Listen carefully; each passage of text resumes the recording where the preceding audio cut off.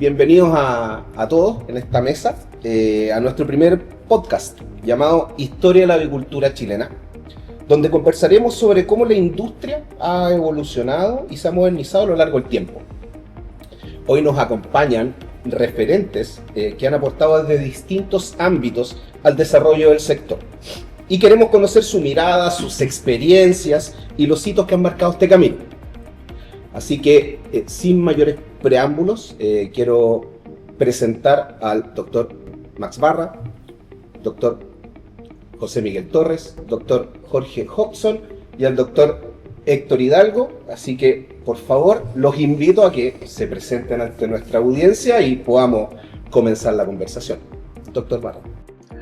Bueno, mi nombre es Maximiliano Barra, soy asesor veterinario de la industria avícola hace muchos años, 45 años. Me titulé en la Universidad de Chile bajo la égida del doctor Héctor Hidalgo, aquí presente. Y desde ahí que conozco las plumas y seguimos trabajando todavía en la industria. Bueno, mi nombre es José Miguel Torres, como se indicó el amigo, también médico veterinario de la Universidad de Chile. Me puse dentro de mi apunte a hacer mención a Héctor Hidalgo, que fue el culpable que esté acá. Partió hace un buen tiempo, me indicó este camino de la cual estoy orgulloso. Llevo cerca de 40 años en el área, esto de las plumas, como dice Max. Y como experiencia laboral, yo partí en la primera empresa que se llamaba La Cartuja, que hoy día ya no está. Ahí donde había que hacer las cosas realmente. Uno tenía que hacer todas las operaciones que hoy día uno casi la ve de lejos. Y en una segunda etapa, ya por muchos años, en AgroSuper, en la cual he desempeñado funciones tanto de sanidad como de nutrición. Eso ha sido mi experiencia. Después hablamos algunos detalles de cómo han sido. Bueno, yo soy Jorge Hodgson, trabajo en la avicultura desde que me titulé.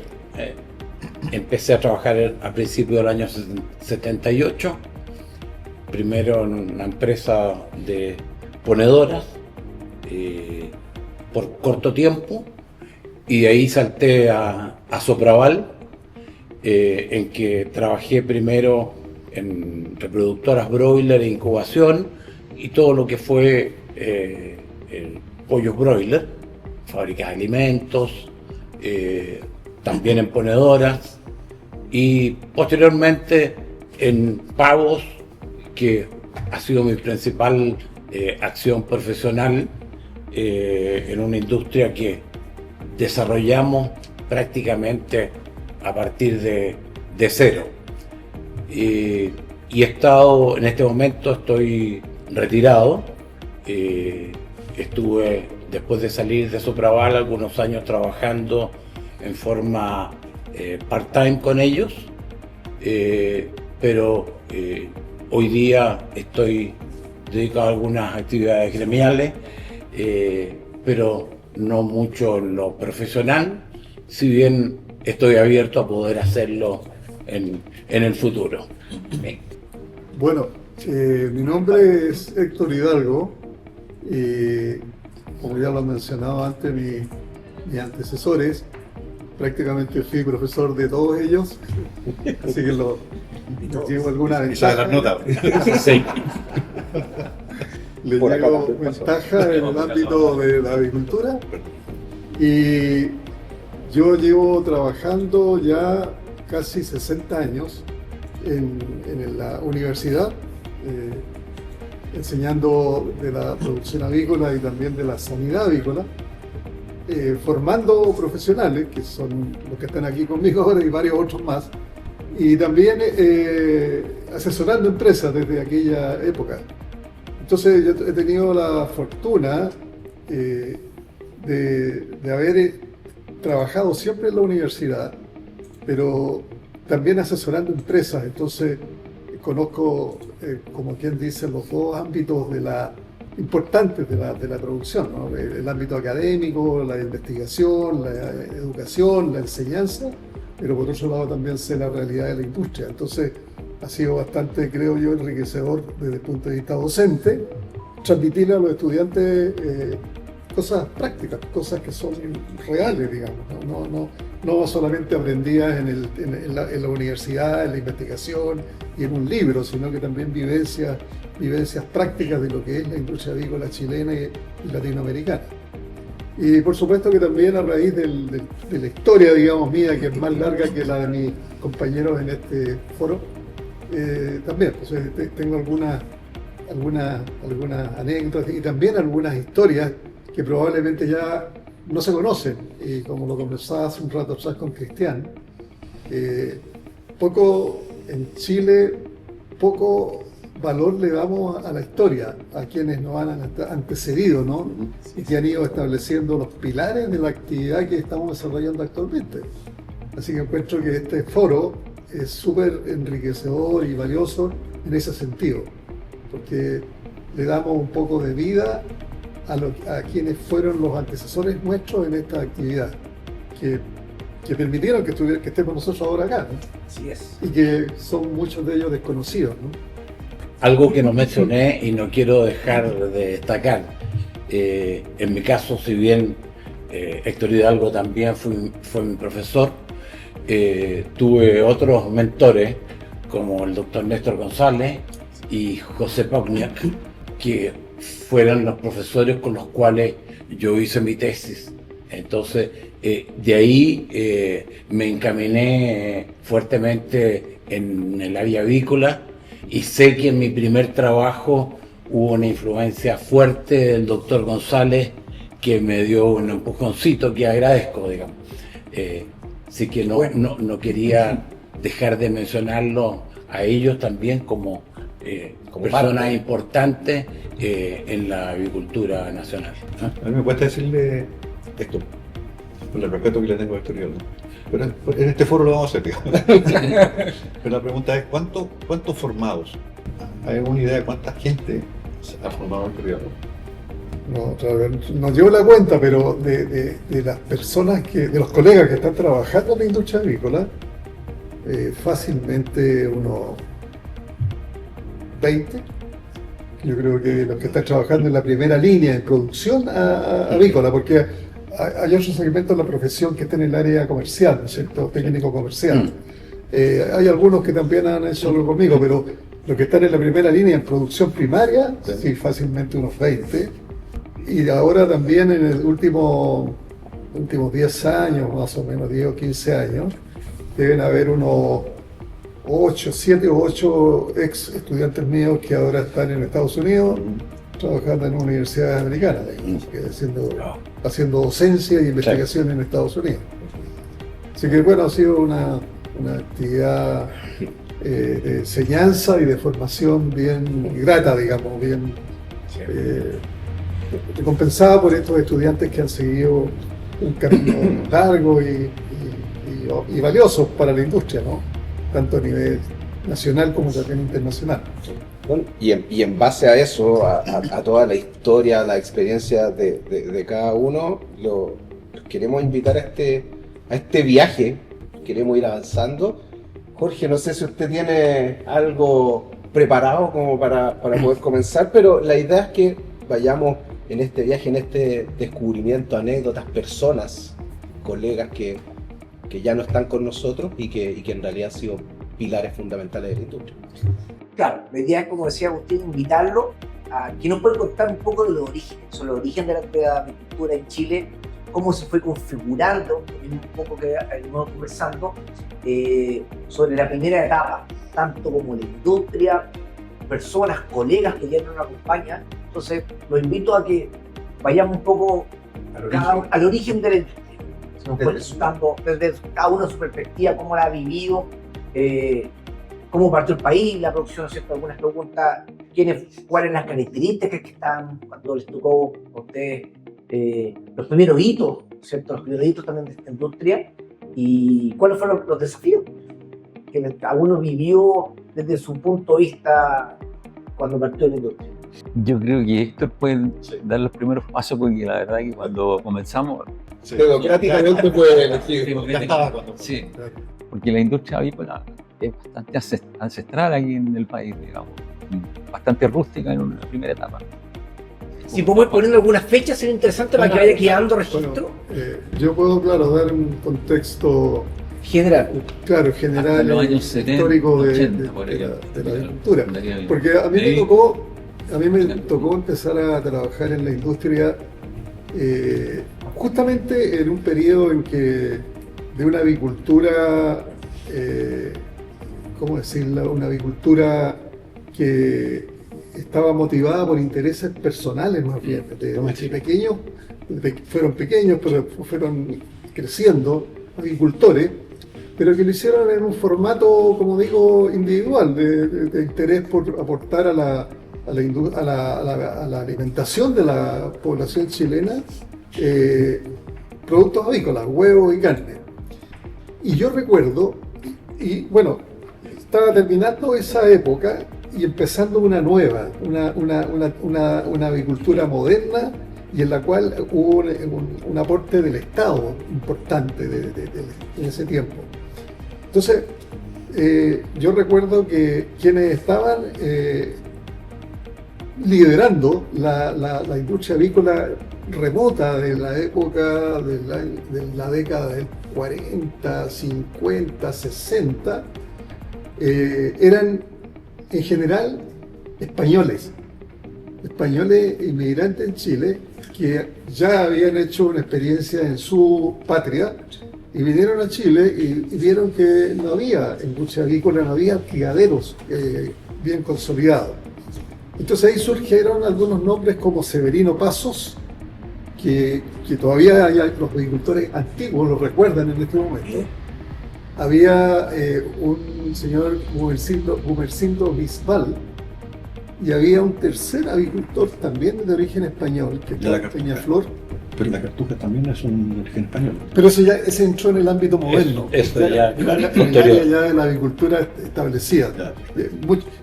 Pubil, don Luis Pubil, que formó la cartuja, ya pertenece a la industria moderna de la agricultura, fue uno de los pioneros.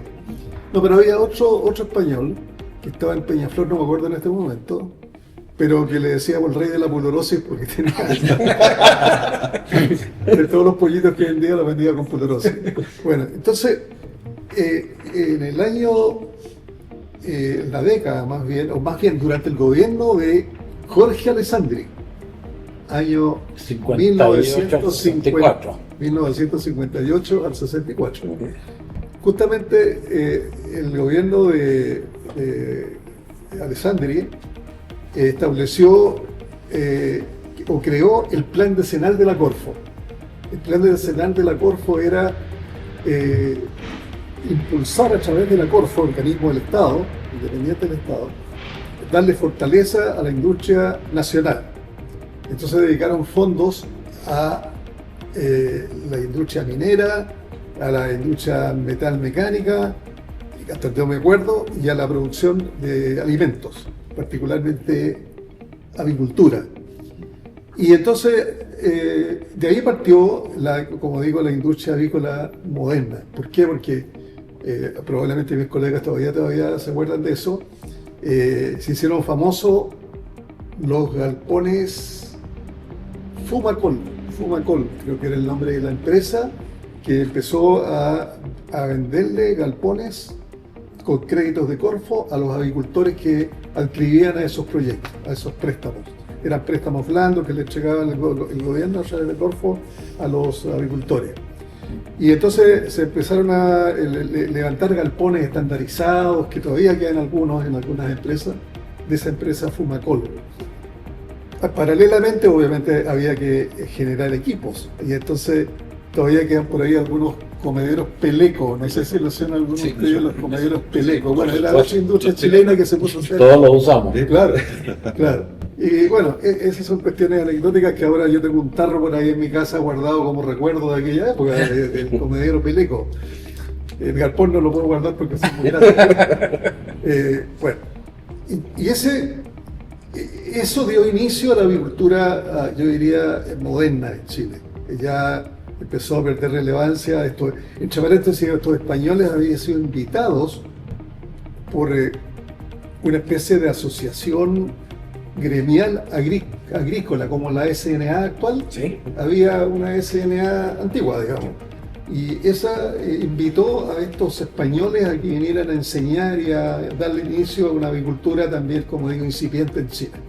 Ahora eso estaba más orientado a la agricultura de postura. Exacto, exacto. Más Bueno, que a la agricultura de carne. exacto. Entonces, exactamente, en ese tiempo las aves eran de doble propósito y teníamos razas puras. Teníamos las razas castellanas, la Plymouth Rock, la Nera, gallinas que tenían, las hembras ponían huevos y los machos se engordaban para carne. Además que consumir carne de pollo era un lujo. Sí, Sí, era. Claro. Era un lujo, o sea, Claro. tal no se podía. Bueno, y después vino el gobierno de Frei Montalva, Montalva. años 64, 70. Y Frei Montalva mantuvo este plan decenal de la Corfo y además empezó a generar el cooperativismo. La democracia cristiana en ese tiempo era muy proclive a organizar a los agricultores en cooperativas para que hubiera una mejor gestión de los recursos económicos, digamos.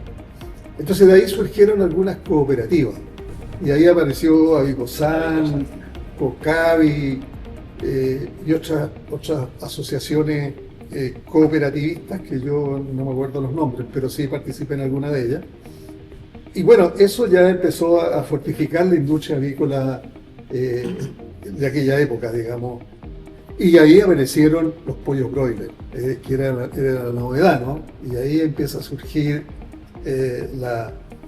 incipientemente la empresa AgroSuper con don Gonzalo Riera en la cabeza, y por el otro lado Agrícola Aristía con don Manuel Aristía en la cabeza.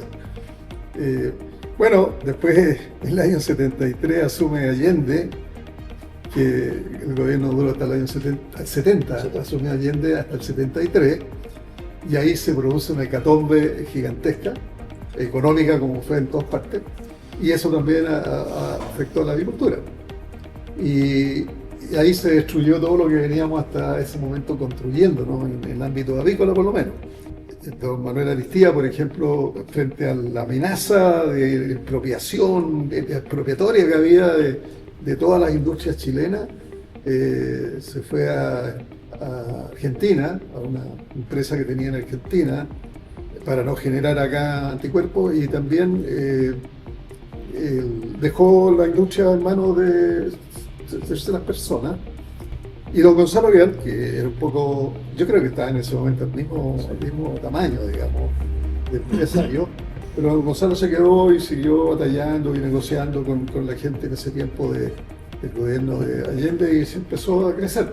Pero y ahí surgió la industria nacional avícola, probablemente alguno de ustedes va a tocar ese tema, ¿no? Sí, eso es lo que quería yo decir, que, perdón, después de Frei, por lo que yo tengo conocimiento, que había es lo que dices tú, una ayuda estatal, digamos, muy fuerte en el gobierno de Allende. También se formó el complejo avícola de Marchihue, y que ya trajeron genética y querían aumentar todavía la producción de pollo, y también estaba involucrada ahí la Universidad de Chile, ¿no es cierto, Héctor? Con colegas y con gente, con la Corfo, con INDAP, que formaron todo ese complejo.